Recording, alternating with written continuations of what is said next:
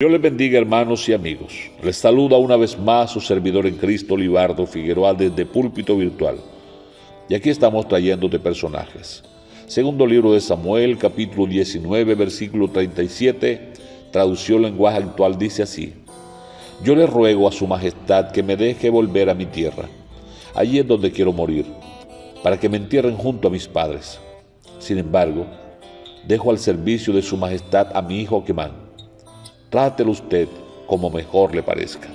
Señor Jesús, alabo tu nombre, Dios. Te doy gracias por darme el honor de servirte. Te pido que esta palabra lleve el poder, Señor, de ayudar a descansar a aquel que está sufriendo en este instante. En el nombre del Señor Jesús. Amén. Estas son las palabras de aquel hombre llamado Barzillai, a quien David había invitado a que se fuera con él a Jerusalén. Y Barzillai se negó porque ella tenía 80 años y prefirió quedarse para morir en la casa y ser enterrado con sus padres. Pero aquel lugar que David había ofrecido a Barzillai en la mesa no iba a quedar deshabitado. Barzillai le dijo: sin embargo, dejo al servicio de su majestad a mi hijo Quemán. Trátelo usted como mejor le parezca. Y a David le pareció bueno y se llevó a Quemán. Y Quemán ocupó el lugar de Barzillai, su padre, en la mesa con David. Se comportó Quemán tan bien, que anduvo en el ejemplo de su padre. Y qué importante es hoy rescatar esos valores. Padres que dan ejemplo, que transmiten con su vida enseñanzas claras, firmes a sus hijos, y que estos ponen en práctica, no importa que estén fuera de casa. Quemán estuvo en el palacio con David, sirvió a David. David lo apreció, lo honró, y no solamente lo apreció, sino que dignificó su fidelidad, otorgándole cerca de Belén un lugar, un terreno. Y en ese terreno, ¿sabe usted qué hizo Quemán? Edificó unas habitaciones, un local muy grande, y en ese local colocó habitaciones donde habían camas, donde había alimento, donde había refugio para todo aquel que estuviera necesitado.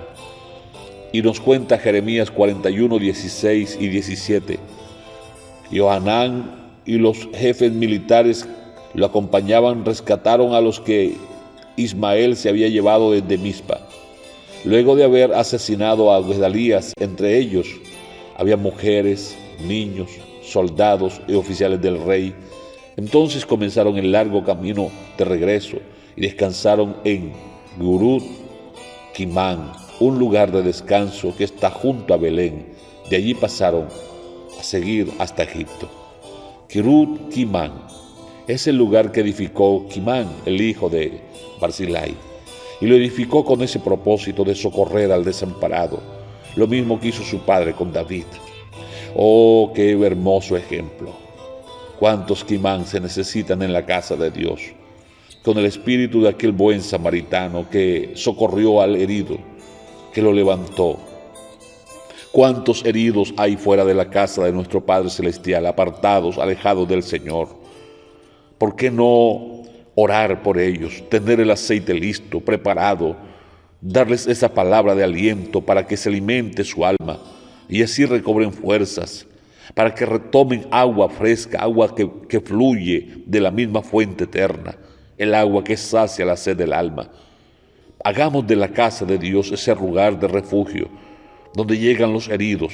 Seamos nosotros también esos hombres que acogemos a los desamparados, esos cristianos, esas mujeres que donde quiera se encuentren sufriendo, un niño, un anciano, el que sea, sepa que en Jesús el Señor hay refugio y Él es el refugio eterno, que el que viene al Señor nunca es echado afuera.